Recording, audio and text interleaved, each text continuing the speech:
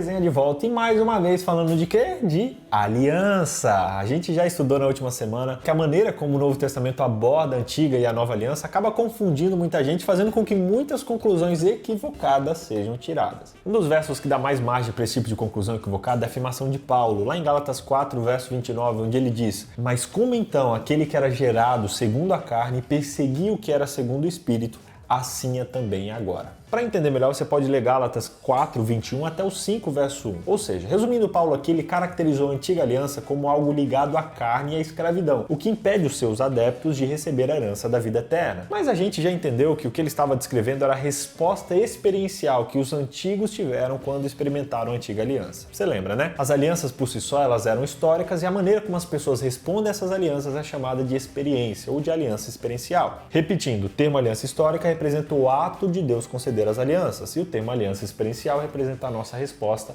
às alianças históricas de Deus. Isso tem que ficar gravado dentro de você, porque essa compreensão faz total diferença nos princípios que eu e você seguimos e defendemos. E você pode precisar explicar isso um dia para alguém, por isso vai ser importante você saber. Finalmente, quando Jesus veio ao mundo, ele morreu na cruz, ele inaugurou uma nova aliança histórica. Semelhantemente, quando ele entra na vida de alguém por meio da conversão, ocorre uma experiência da nova aliança, seja qual for o período histórico em que a pessoa viva. Tá entendendo? Reconhecer a diferença entre a antiga e a nova aliança como períodos históricos antes e depois de Cristo e a antiga e a nova aliança como experiências pessoais, aceitar ou rejeitar o Evangelho, nos permitirá entender por que o Novo Testamento às vezes parece estar alertando a gente contra qualquer ligação com a antiga aliança e a sua lei. Uma doçura. Desde a Aliança do Sinai, Deus deseja que as experiências com a aliança fossem de transformação interior. Ele não queria que as leis fossem gravadas apenas em tábuas de pedra, mas dentro do coração de quem as aceitasse. Porque já é manifesto que vós sois a carta de Cristo, ministrada por nós e escrita não com tinta, mas com o Espírito do Deus vivo, não em tábuas de pedra, mas em tábuas de carne do coração. Diferente do que muitos dizem a respeito da aliança, Deus não queria que ela fosse uma aliança de condenação e de morte, não. O objetivo dele era abrir os olhos e o coração da humanidade para que conseguíssemos compreender e aceitar o Evangelho de maneira livre. Sem dúvida, gente, a nova aliança histórica ela tem muito mais glória do que a aliança do Sinai. Afinal, Cristo veio ao mundo para cumprir plenamente as promessas feitas na antiga aliança e realizar o seu completo e suficiente sacrifício expiatório por meio do qual os pecadores de todas as épocas históricas podem ser perdoados e salvos. Obrigado.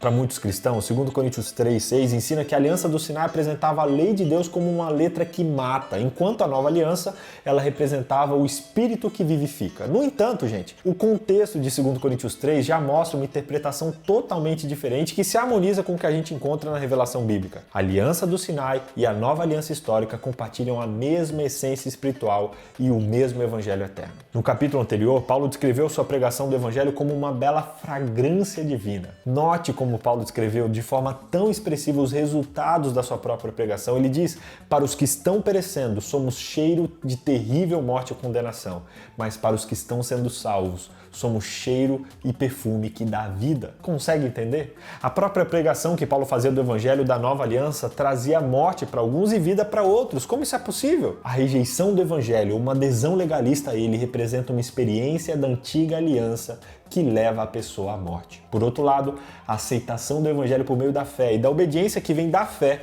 representa uma experiência da nova aliança e conduz à vida. O texto, então, de 2 Coríntios 3 não representa duas alianças históricas opostas, uma que Deus fez com o povo e outra que ele fez com a cruz. Não, esse capítulo afirma sempre que alguém que se converte ao Senhor, o véu da incredulidade dessa pessoa é retirado e ela passa da morte para a vida, não importando a aliança histórica sob a qual ela tenha vivido. Eu não entendi o que ele falou. Espero que tenha ficado cada vez mais claro para você que Jesus não veio para a Terra para contradizer ou desqualificar a aliança do Sinai. Não, ele inaugurou uma nova fase, uma continuação. Ponto. Tanto que a gente já viu em lições anteriores que esse acontecimento já era previsto desde o Antigo Testamento. Jesus precisava vir para continuar e completar o plano da aliança eterna. Quando entendemos de uma maneira equivocada uma verdade dessa, nós deixamos de absorver outros conceitos importantes que dizem respeito ao nosso desenvolvimento cristão. Não era a antiga aliança que conduzia a carne, o que cegava, o que fazia com que as pessoas não enxergassem Cristo, não. O que sempre nos segue e nos escraviza é e sempre será o pecado. Com esse pensamento, a palavra-chave da semana é contraste. O que vem à sua mente quando você ouve essa palavra e essa expressão baseado no que a gente estudou hoje? Contraste. Coloca aqui nos comentários o que você acha e também posta aí a sua rede semântica marcando RMT Play Oficial, Contexto Bíblico e também Vitor BJ.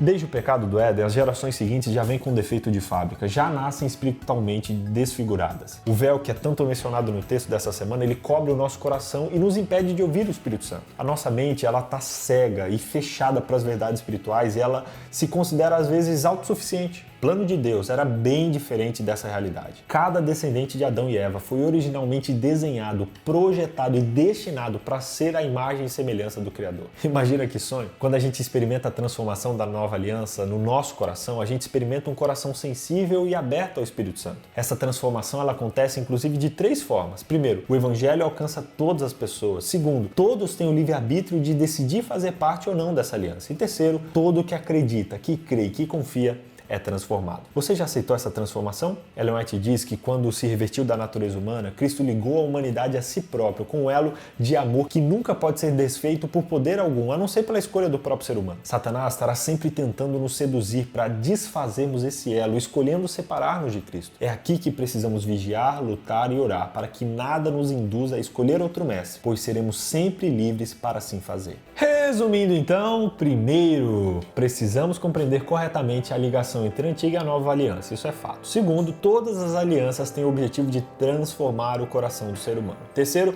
a antiga aliança não era uma aliança de condenação e morte. Quarto, uma aliança não anula a outra. Meu objetivo aqui hoje é te levar a entender que as alianças não se anulam, ao contrário, elas se completam. Sendo assim, permita-se hoje ser transformado pela experiência da nova aliança no seu coração. Aceite o sacrifício de Jesus por você, que representa Jesus assinando a sua carta de liberdade, e viva hoje em novidade de vida. Eu quero fazer uma oração com você. Você aceita? Nessa oração eu quero pedir para Deus que transforme o seu coração através do Espírito Santo e através da nova aliança. Se você aceita fazer essa oração, repita comigo: Senhor, eu lhe aceito e refaço hoje o meu compromisso e a minha aliança contigo.